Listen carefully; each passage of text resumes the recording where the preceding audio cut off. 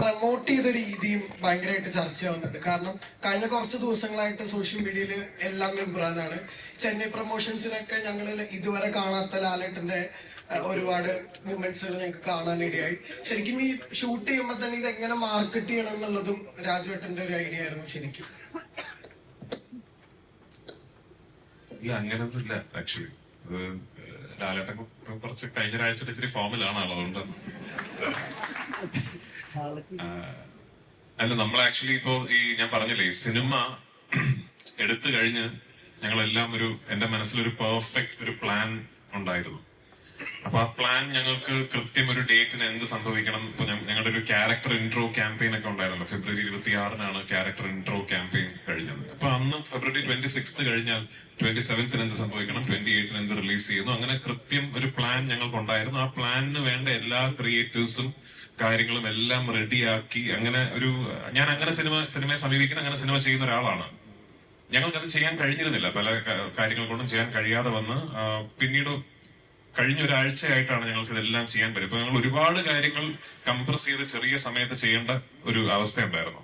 പക്ഷെ അപ്പോഴും ഭയങ്കരമായ സന്തോഷത്തിലായിരുന്നു ഞങ്ങൾ ആസ് എ ടീം. കാരണം ഒരു ക്രൈസിസ് വളരെ പെട്ടെന്ന് അതിജീവിച്ച് നമ്മൾ സ്വപ്നം കണ്ട പോലെ ഒരു റിലീസ് ഈ സിനിമയ്ക്ക് കൊടുക്കാൻ സാധിക്കും. Thanks to Antony Perumbavoor, thanks to Gokulam Gopalan, thanks to all our distributors across the world. ആ ഹാപ്പിനെസ് ആയിരിക്കും നിങ്ങൾ ഈ പ്രൊമോഷൻസിലേക്ക് കണ്ടത്. അല്ലാതെ പ്രൊമോഷന് പോയിരിക്കുമ്പോ ഏത് ഇന്റർവ്യൂവിന് ഏത് കോമഡി പറയണം എന്ന് പ്ലാൻ ചെയ്തിട്ടല്ല നമ്മൾ പോയത്. അത് പിന്നെ നമ്മളെങ്ങനെ എൻജോയ് ചെയ്ത് വി ജസ്റ്റ് ഹാഡ് ഫൺ. പക്ഷെ ഈ പറയുന്ന പോലെ ഞങ്ങൾ പോയ എല്ലാ സംസ്ഥാനങ്ങളിലും അവിടുത്തെ മീഡിയ അല്ലെങ്കിൽ അവിടുത്തെ മീഡിയ പേഴ്സണൽ വലിയ ആവേശത്തോടെ, വലിയ ഹാപ്പിനെസ്സോടു കൂടി, വലിയ സന്തോഷത്തോടു കൂടിയാണ് ഈ സിനിമയുടെ ടീമിനെ സ്വീകരിച്ചത്. അപ്പൊ മേ ബി നമ്മളൊക്കെ വിചാരിച്ചതിനപ്പുറം ഒരുപക്ഷെ ഇതിന്റെ ഒന്നാം ഭാഗമായ ലൂസിഫറിന് റിലീസിന് ശേഷം ഈ കഴിഞ്ഞ 6 വർഷങ്ങൾക്കിടയിൽ അങ്ങനെ ഒരു അപ്പീൽ ഉണ്ടായിരുന്നിരിക്കാം. I don't know. നമ്മൾ ഏത് സംസ്ഥാനത്തിന് പോയാലും ഈ സിനിമയുടെ സെക്കൻഡ് പാർട്ട്, ഇപ്പൊ ഞങ്ങൾ ഡൽഹിയിൽ പോയി, വി നെവർ എക്സ്പെക്ടഡ് അവിടുത്തെ മീഡിയ ലൂസിഫറിനെ കുറിച്ചൊക്കെ വളരെ ക്ലോസ്ലി അനലൈസ് ചെയ്തിട്ടുള്ള ചോദ്യങ്ങളൊക്കെ ചോദിക്കുന്നുള്ളത്. മേ ബി അതായിരിക്കാം കാരണം. I M forever grateful for it. എപ്പോഴും I'll be humbled by the love towards the film that I've made. ഈ സിനിമയ്ക്ക് പിന്നിലെ എല്ലാ എമ്പുരാന്മാർക്കും കൂടുതൽ തുടങ്ങിയ ആശംസകൾ. ഇവിടെ മലയാള സിനിമ മാത്രമല്ല, ഒരു മലയാള വാക്ക് തന്നെ ഭാഷകളുടെ അതിർവരം വിട്ട് പാൻ ഇന്ത്യനായി ഒഴിക്കാണ്. ആരാണ് എമ്പുരാനുള്ള പേര് സജസ്റ്റ് ചെയ്ത് അത് മതിയെന്ന് തീരുമാനമെടുത്തത്? മുരളി ഗോപി. മറ്റൊരു പേര് ആരുടെയും മനസ്സിലായിരുന്നു എമ്പുരാൻ മതി എന്നുള്ള തീരുമാനം? ഇല്ല, 1-2 പേരുകൾ ഉണ്ടായിരുന്നു. പക്ഷെ എമ്പുരാൻ എന്ന പേര് സെലക്ട് ചെയ്തത് മുരളി ഗോപിയാണ്. ഈ സിനിമയ്ക്ക് എമ്പുരാൻ എന്ന പേരിടുന്നത് ഞങ്ങൾ ആ ഒന്നാം ഭാഗത്തിലെ അവസാനത്തെ സോങ് എഴുതിക്കൊണ്ടിരിക്കുക. അത് എഴുതിയത് മുരളിയാണ്. ആ സോങ് എഴുതി തുടങ്ങുന്നതിന് തൊട്ട് മുമ്പാണ് ഇതാണ് അടുത്ത സിനിമയുടെ പേര് എന്ന് മനസ്സിൽ ഉദിച്ചത്. മുരളിയുടെ പേര്. ട്രെയിലർ കണ്ട സാഹചര്യത്തില് മലയാള പ്രേക്ഷകർക്ക് എല്ലാവർക്കും രോമാഞ്ചം അന്നു പോലെ തുടങ്ങിയ, പിന്നീട് ഓരോ ദിവസവും കഴിയാൻ തോറും എക്സൈറ്റ്മെന്റ് ഇങ്ങനെ വന്നുകൊണ്ടേയിരിക്കുകയായിരുന്നു. അതിങ്ങനെ പല സിറ്റികളിൽ ഇങ്ങനെ തരംഗം നമ്മളെക്കാട്ടി നെഞ്ചിലേറ്റുന്നത് ഒരു ഇന്ത്യൻ പ്രേക്ഷകരാണെന്ന് അറിഞ്ഞപ്പോൾ അത് ഭയങ്കര വലിയ സന്തോഷമുണ്ട്. നമുക്കുണ്ട് ഒരു KGF, നമുക്കുണ്ട് ഒരു ബാഹുബലി എന്നൊരു ഫീലുണ്ട്. അപ്പം അത് കഴിഞ്ഞിട്ട് നമ്മളൊരു 7 വർഷം ബാക്കിലേക്ക് ചിന്തിച്ച് നോക്കി കഴിഞ്ഞാൽ ലൂസിഫർ ഈ മഞ്ജുചേച്ചി നേരത്തെ പറഞ്ഞ ലൂസിഫർ അനൗൺസ് ചെയ്യുന്ന സാഹചര്യത്തില് പൃഥ്വിരാജ് ലാലേട്ടനെ വെച്ച് ഒരു സിനിമ ചെയ്യുന്നു എന്ന് ഒരു ന്യൂസ്. അതൊക്കെ ലൂസിഫർ ഇറങ്ങി, അത് ബ്ലോക്ക് ബസ്റ്റർ ആകും, അറിയാം, പൃഥ്വിക്ക് പരിപാടി അറിയാം എന്നൊരു സാഹചര്യം എല്ലാവർക്കും അറിയുന്നതാണ്. ഇങ്ങനൊന്നും അല്ലല്ലോ അന്ന് ഞാൻ കേട്ടത്. അപ്പം അത് കഴിഞ്ഞ് അത് കഴിഞ്ഞത് ഫ്രാഞ്ചൈസിയാണ്. ഇപ്പൊ നേരത്തെ ലാലേട്ടൻ പറഞ്ഞ പോലെ ഇതൊക്കെ ഒരു ന്യൂക്കമർ ഡയറക്ടർ എന്ത് ധൈര്യത്തിലാണ് ഈ ഒരു ന്യൂക്കമർ ഡയറക്ടർ ഇത്രയും 3 സിനിമകളുമായിട്ട് വലിയൊരു സ്വപ്നമായിട്ട് ഇറങ്ങിയത്, അത് മലയാളം എന്നൊരു ഇൻഡസ്ട്രിയിൽ നിന്ന്. ആ ന്യൂക്കമർ ഡയറക്ടർ 100-ലധികം സിനിമയിൽ അഭിനയിച്ചതിന് ശേഷമാണ് ഒരു സിനിമ. അല്ല, ഞാൻ സിനിമ സംവിധാനം ചെയ്യുന്ന കാര്യത്തിൽ മാത്രമല്ല, ഞാൻ ഒരു പബ്ലിക് സ്ഫിയറിലേക്ക് വന്ന സമയം മുതൽ, എനിക്കൊരു 18 വയസ്സുള്ളപ്പോഴാണല്ലോ ഞാൻ നടനാവുന്നത്. അന്ന് മുതൽ ഞാൻ ചെയ്യുന്ന പല കാര്യങ്ങൾക്കും നിങ്ങളൊക്കെ എന്ത് ധൈര്യത്തിലാണ് എന്നാണ് ചോദിച്ചോണ്ടിരുന്നത് ആക്ച്വലി. അതിങ്ങനെ ഒരു വഴി കൂടെ പോകുന്നു.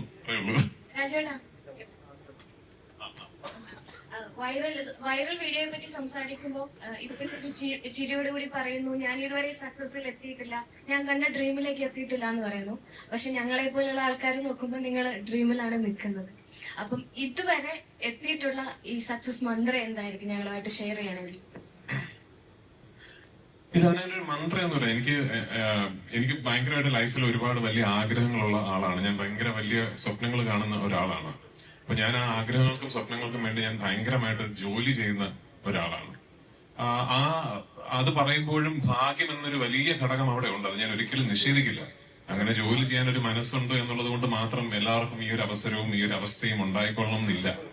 അങ്ങനെ ഒരു ആഗ്രഹത്തിന്റെ പുറത്ത് ഞാൻ എന്റെ ഡ്രീംസിനെ പെർസ്യൂ ചെയ്യുമ്പോൾ ശ്രീ ആന്റണി പെരുമ്പാവൂരിനെ പോലെയും ശ്രീ മോഹൻലാലിനെ പോലെയും ഒക്കെ ഇത്രയും ക്ലൗട്ടും ഇൻഫ്ലുവൻസും ഉള്ള ആൾക്കാർ എന്റെ സ്വപ്നങ്ങളിൽ എന്നെ വിശ്വസിച്ചു എന്ന് പറയുന്നിടത്താണ് എന്റെ വിജയം സംഭവിക്കുന്നത്. ആ ഭാഗ്യം വലിയ സ്വപ്നങ്ങൾ കാണുന്ന എല്ലാവർക്കും ഉണ്ടാകട്ടെ എന്ന് മാത്രമേ ഞാൻ ആശംസിക്കുന്നുള്ളൂ. അതാണ് ഞാൻ നേരത്തെ പറഞ്ഞ എല്ലാവർക്കും ഒരു ആന്റണി പെരുമ്പാവൂറും ഒരു മോഹൻലാലും ഒക്കെ ഉണ്ടാകട്ടെ എന്ന് ഞാൻ പറയുന്നത്. കാരണം you need people around you to believe in your dreams. And most importantly ഞാൻ എപ്പോഴും പറയാൻ മറന്നു പോകുന്നൊരു കാര്യമുണ്ട്. എന്റെ വീട്ടില് ഭാര്യയും മോളും ഉണ്ട്. മറ്റാരേക്കാളും എന്റെ സ്വപ്നങ്ങളിലും എന്നിലും ബിലീവ് ചെയ്യുന്നത് എന്റെ വൈഫും എന്റെ മോളുമാണ്. എന്റെ അമ്മ എന്നെ വളർത്തിയത് ബിലീവ് ഇൻ യുവർ ഡ്രീംസ് എന്ന് പറഞ്ഞാണ്. എന്റെ അച്ഛൻ എനിക്ക് പഠിപ്പിച്ചു തന്നത് സ്വപ്നങ്ങൾക്ക് അതിരില്ല എന്നുള്ളതാണ്. അപ്പൊ അത് may be I M blessed with great childhood. I M blessed with a very happy home. എന്നെ മനസ്സിലാക്കുന്ന ഒരു ഭാര്യയും ഒരു അച്ഛന്റെ സ്വപ്നങ്ങളിൽ കൂടെ നിൽക്കണമെന്ന് വിശ്വസിക്കുന്ന ഒരു മോളും ആ സ്വപ്നങ്ങളിൽ പങ്കുചേരണമെന്ന് വിശ്വസിക്കുന്ന സുഹൃത്തുക്കളും കളീഗ്സും ഒക്കെ ഉള്ള ഒരു മഹാഭാഗ്യവാനാണ് ഞാൻ. ആ ഭാഗ്യം എല്ലാവർക്കും ഉണ്ടാകട്ടെ എന്ന് ആശംസിക്കുന്നു. ഒരു സംശയം, അതായത് ഈ ലൂസിഫർ റിലീസായ സമയത്ത് അതേപോലെ തന്നെ ഹിറ്റായ ഒരു പദം വരുന്നു, ഇലുമിനാറ്റി എന്ന് പറയുന്നത്. പദം. അപ്പോ ഈ ഇലുമിനാറ്റി അതിനൊക്കെ മുമ്പേ വളരെ ഹിറ്റാണ് ആക്ച്വലി. പക്ഷെ ലൂസിഫറിലാണ് ഇത്തിരിയുടെ ഹിറ്റ് ആവുന്നത്. പക്ഷെ പ്രത്യക്ഷമായിട്ട് അതിലൊന്നും പറയുന്നുമില്ല.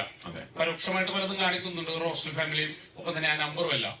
ഈ എംപുരാനിലെ അങ്ങനെ ഉണ്ടാവുമോ? പ്രത്യക്ഷമായിട്ട് പറഞ്ഞാൽ പിന്നെ അത് എങ്ങനെ ഇലുമിനാറ്റി ആകും? നിങ്ങൾ ഇലുമിനാറ്റിക്കാരെ കുറിച്ച് കുറച്ചുകൂടെ മനസ്സിലാക്കി സംസാരിക്കും. രാജേട്ടാ, ആദ്യമായിട്ടായിരിക്കും ഒരു മലയാള സിനിമ ഐമാക്സ് ഫോർമാറ്റിൽ നമുക്ക് കാണാൻ പറ്റുന്നത്. സോ ഇത് നേരത്തെ പ്ലാനിലുണ്ടായിരുന്നോ? എന്തായിരുന്നു അതിനുള്ളത്? ആക്ച്വലി നല്ല ചോദ്യം. Thank you for the question. ഇല്ല, നേരത്തെ പ്ലാൻ ഇല്ലായിരുന്നു. ഞാനത് ഷൂട്ട് ചെയ്തിരിക്കുന്ന അനമോഫിക് ഫോർമാറ്റിലാണ്. Anamorphic is not your ideal format of capture for IMAX mastering. ഐമാക്സിലായിരുന്നുവെങ്കിൽ I should have shot it either with full form. Class എടുക്കുന്നതായിരുന്നു. ഓക്കെ, നിങ്ങൾ റിപ്പോർട്ട് ചെയ്യുമ്പോൾ വായിക്കുന്നവർക്ക് സിനിമ താല്പര്യമുള്ളവർക്ക് മനസ്സിലാവും. പക്ഷേ either shot with full format lenses അല്ലെങ്കിൽ അലക്സയുടെ 65 എന്ന് പറയുന്ന ഒരു പുതിയ ഐമാക്സ് ഓപ്റ്റിമൈസ്ഡ് ക്യാപ്ചറിംഗ് മെക്കാനിസം ഉണ്ട്. അതിലായിരുന്നു ഞാൻ ഷൂട്ട് ചെയ്യേണ്ടിയിരുന്നത്. ഞാൻ അതല്ല ഷൂട്ട് ചെയ്തത്, ഞാൻ അനമോഫിക്സിലാണ് ഷൂട്ട് ചെയ്തത്. നമ്മുടെ ടീസർ റിലീസായ ദിവസം ജനുവരി 26-നാണ് ടീസർ റിലീസായത്. ജനുവരി 27-നോ മറ്റോ US ക്രിസ്റ്റഫർ ടിൽമൻ എന്ന് പറയുന്ന ഐമാക്സിന്റെ ഹെഡ് എന്റെ നമ്പർ കണ്ടുപിടിച്ച് എന്നെ ഇങ്ങോട്ട് വിളിക്കുകയായിരുന്നു. അദ്ദേഹമാണ്. അതെ, താങ്ക്സ് ടു. അതുകൊണ്ട് ഞാൻ പറഞ്ഞ ഒരു താങ്ക്സ് പറയേണ്ടതായിട്ടുണ്ട്. അപ്പോ ക്രിസ്റ്റഫർ ടിൽമൻ, ക്രിസ് ആണ് എന്നെ ഇങ്ങോട്ട് വിളിച്ച് we just saw your film's footage and we truly believe that this needs to be showcased on IMAX across the world എന്ന് ഇങ്ങോട്ട് പറയുകയും ക്രിസിന്റെ താല്പര്യപ്രകാരമാണ് ഈ സിനിമ നമ്മൾ ഐമാക്സിലേക്ക് മാസ്റ്റർ ചെയ്ത് ഐമാക്സിൽ കാണിക്കുന്നത്. ഹാവിംഗ് സെഡ് ദാറ്റ്, ഞാൻ ഐമാക്സ് മാസ്റ്ററിന്റെ കുറെ ഫുട്ടേജ് കണ്ടു. The visual quality is mind blowing. അവർ ബ്യൂട്ടിഫുള്ളി മാസ്റ്റർ ചെയ്തിട്ടുണ്ട് cinema. Is it optimised for IMAX screens and IMAX projection? I should be honest, അല്ല. ഇനിയിപ്പോ ക്രിസ്തുമായിട്ടൊരു ബന്ധമൊക്കെ ആയ സ്ഥിതിക്ക് എന്റെ വട്ടിന് ചിലപ്പോ ഇനി അടുത്ത പടമൊക്കെ നമ്മൾ നോക്കാം. ഇവിടെയാണ് ചോദ്യം. ഇപ്പൊ ഇന്ത്യയിലൊട്ടാകെ നടന്ന പ്രൊമോഷൻ കഴിഞ്ഞപ്പോ കേരളത്തിലെത്തി